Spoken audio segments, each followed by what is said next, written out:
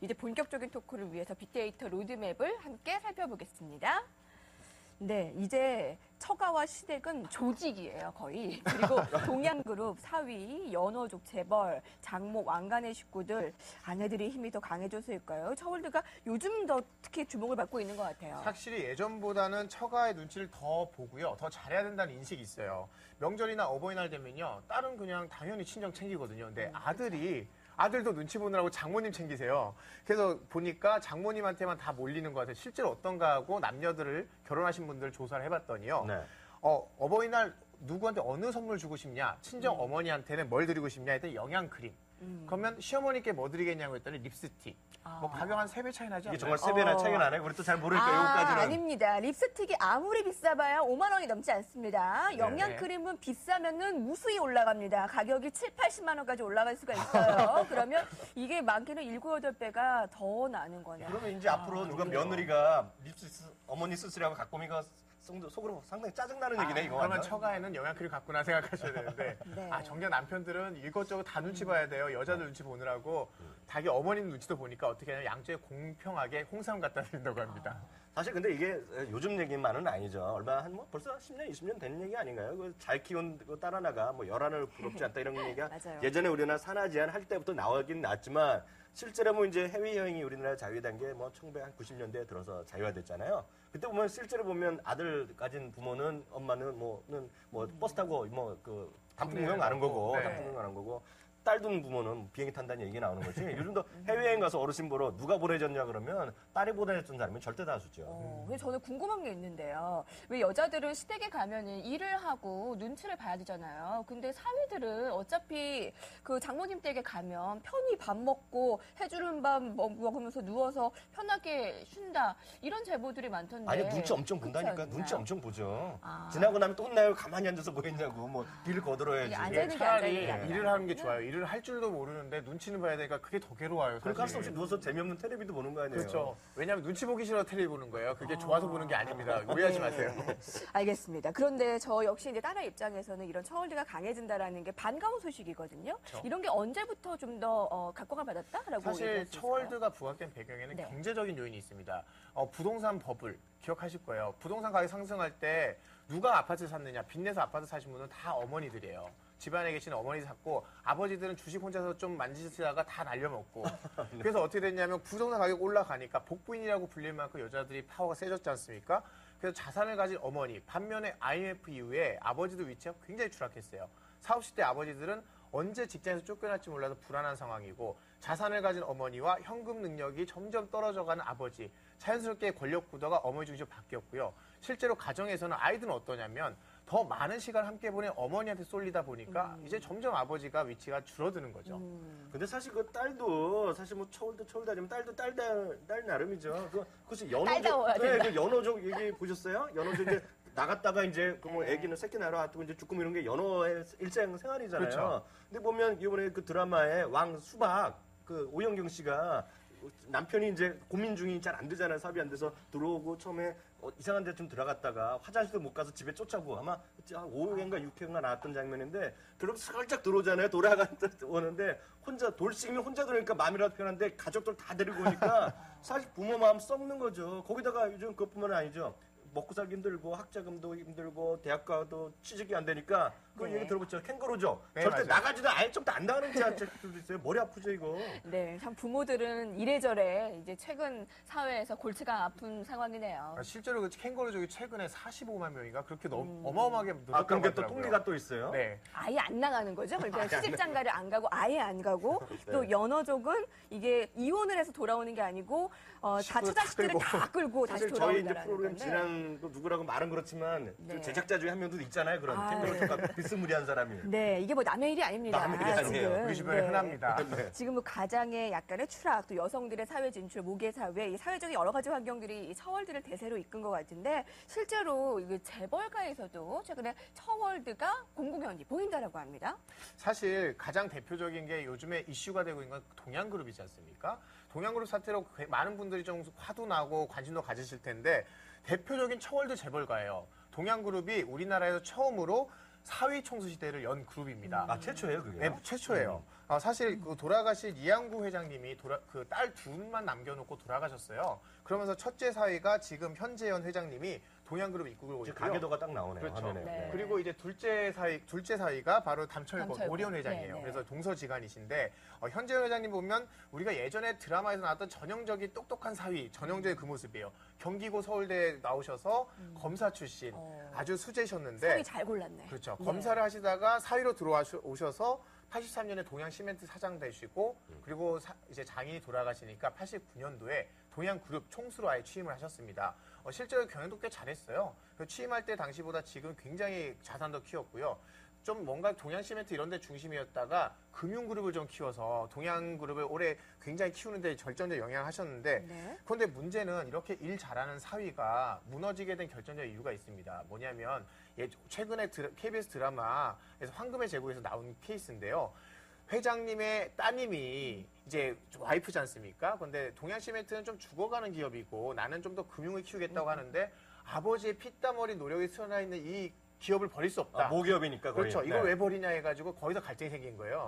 그래서 2008년부터 나는 이걸 두고 볼 수 없다고 해서 이 와이프께서 직접 경영에 치어들면서 서로 경영권 다툼하고 옥신각신하는 와중에 부부 사이인데도요. 그렇죠. 처가의 입김이 맞아요. 있어서 그래서 작년에 그런 거네요. 구조조정을 해서 네. 계열사 매각을 해야 되는 타이밍에 계속 둘이 싸우느라고 매각을 제대로 못한 거예요. 그래서 타이밍을 놓치다 이렇게 와서 결국은 이렇게까지 심한 지경까지 왔다. 근데 그런 건 있는 것 같아요. 아들이면 모르겠는데 사위는 잘하면 본전이고요. 못하면은 욕을 된소리로 맞는 근데 입장이 그 두 아닌가? 번째, 둘째 사이인가요? 지금 오리온하는 좀 엄청 회사가 더 잘 나가고 있잖아요. 그래서 오히려 더 비교가 되는 게 동서인 담철권 회장은 굉장히 잘된 케이스로 평가받아요. 뭐냐면 둘째라고 해서 오히려 과자 회사 하나만 딸랑 받아서 독립을 했는데 지금은 27개 계열사를 거느린 대기업을 키웠거든요. 그 초코파이 만들어 온 게 그렇죠. 27개 계열사까지. 네, 엄청난 경영 능력을 가지고 계신데 이번에 사실 큰 동서가 도와달라고 손을 내밀었던데 여기서 많은 고민하셨을 것 같아요. 거기서 노를 선언한 거예요.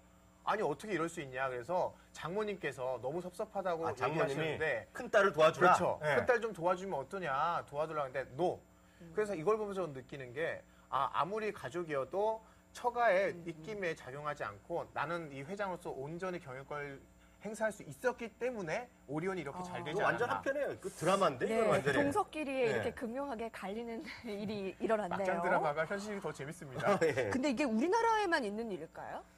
이게 우리나라만 있는 게 아니라 네. 뭐 외국에도 뭐 대표적인 예들이 워낙 많죠. 그만큼 요즘은 그 예전에는 정말 미국도 마찬가지, 우리나라도 마찬가지 애들이 많았으니까 그런데 요즘은 이제 한두 명 낳고 그런 게 뭐 추세이다 보니까 딸이 좀 많은 집안 이런 데는 항상 그 얘기가 될 수밖에 없죠. 우리 그 이규창 기자는 알 텐데 우리 그 루퍼트 머독이라고요. 네, 뉴스 코퍼레이션. 뉴스 코퍼레이션이라고 회장님이죠. 세계 최대의 미디어 기업 중에 하나예요. 사실 규모로 보면 디즈니 다음인데 이게 전 세계 지금 오늘 현재도요. 전 세계 신문 발행하는 지금 화면으로 나오는데요.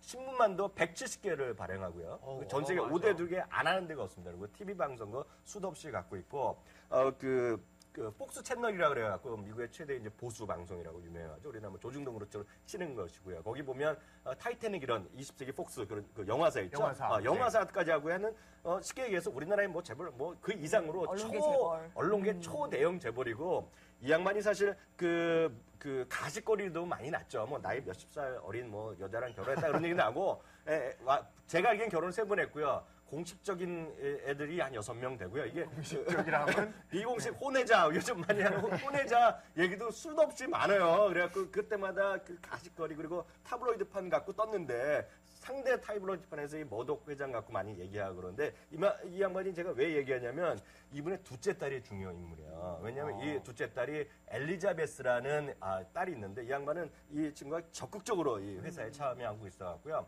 회사 내에서 이제 아들도 있지만은 뭐 후계자라는 얘기도 많이 하고 있고 여러 가지 이야기하고 있는데 여기에 당연히 이제 또 남자가 끼죠. 여기에 그렇죠. 근데 둘째 딸 실질적 후계자.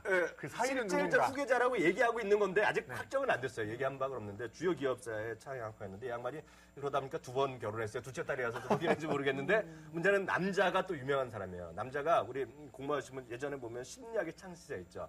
프로이드라고 박사. 네. 프로이트의 심리학. 그 사람의 증손자예요. 근데 이 양반도 또 2번째 결혼했어요. 그래서 2번째 이제 사랑을 맞았는데 네. 더 재밌는 얘기 하나 살짝 해드리면 이 결혼할 때도 세기의 화제였어요. 그 당시에 몇 년 됐는데 왜냐면 그 당시 임신을 했거든요. 그래갖고 혼수인가 보죠? 혼순혼순데 몸에 얘기했던 이 남자의 자식은 아니에요. 전 남편의 자식을 임산한 채 결혼해갖고 아, 네네. 완전 이게 어찌 보면 막장에 다 갖고 있는데 이 양반이 엄청 또 큰 회사를 나름 갖고 있어요. 그 IR 기업을 영국에서 영국 사람이요 갖고 있는데 이 양반이 그 런던 올림픽 때 주요 IR 행사할 때 그 회사라고 아주 큰데 네. 그만큼 이 사람이 나중에 주요 역할을 할 것이라는 얘기예요. 그만큼 시월드에 뭐 사랑으로 만나서 결혼했지만 저희 그 초월드에 보고 결혼했다 이런 뭐 입방아를 또 많이 네. 드는 것이 바로 미국에서도 현실이죠. 듣다 보니 머리가 아픈데 이게 네. 해외 사례에서도 굉장히 재밌네요. 네, 왕관의 식구들보다 머동네 식구들이 더 재밌더라고요. 대소사지 지금 막장 드라마의 꽂힘이 그 핵심입니다. 이 드라마. 우리나라의 막장 드라마를 뛰어넘는군요. 네, 그러니까요. 근데 국내에서도 소개할 만한 이런 재벌가의 이런 처월드가 참 많지 않습니까? 대표적인 것이 이제 삼성과 뭐 현대가 다 네, 마찬가지겠지만 그쵸.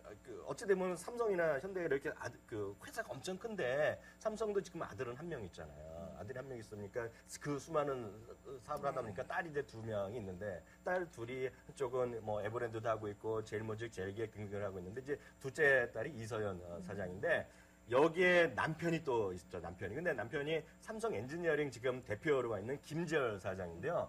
이 양반은 아까 뭐 예를 들어서 집안이 어떻게 될지 모르겠지만 이 양반 대단한 분인 게 이분이 또 동아일보의 그 창업자의 또 아들이에요. 동아일보의 이제 아들이라고 볼 수 있고 네. 지금 현재 대표와 동아일보 대표의 이제 동생인데 이제 사랑으로 만났죠. 어찌됐건 간에요. 그래갖고 하다 보니까 운이 좋았는지 모르지만 초고속 승진하고요. 지금 대한빙상연맹 회장이고요. 지금 IOC 있죠. IOC 이건희 회장 열심히 하니까 거기에 맨날 수행하고요. 지금 알게 모르게 동계올림픽 그 평창 있잖아요. 그 부위원장까지 맡고 있는데 여하튼 삼성 엔지니어링과 삼성물산의 향후 관계 뭐 여러 가지 얘기 나오는데 김재열 사장의 행보에 대해서도 주목해야 된다는 얘기를 그러니까 많이들 하고 우리가 있죠. 그동안 얘기하면 딸과 아들 얘기만 했는데 사위에도 좀 주목을 해라 이렇게 볼 수 있겠네요. 네. 근데 이부진 사장도 이제 뭐 결혼을 사랑으로 했다라는 뭐 얘기도 있는데 네. 사실 이재용 사장도 있지만 이건희 회장은 정말 딸들을 잘 두고 그 딸들 사랑이 유독 아주 넘쳐난다라는 얘기가 있잖아요. 그 딸바보라는 얘기가 워낙 유명하고 항상 네. 그래서 여기 워낙 딸바보 또- 한 분 더 계세요.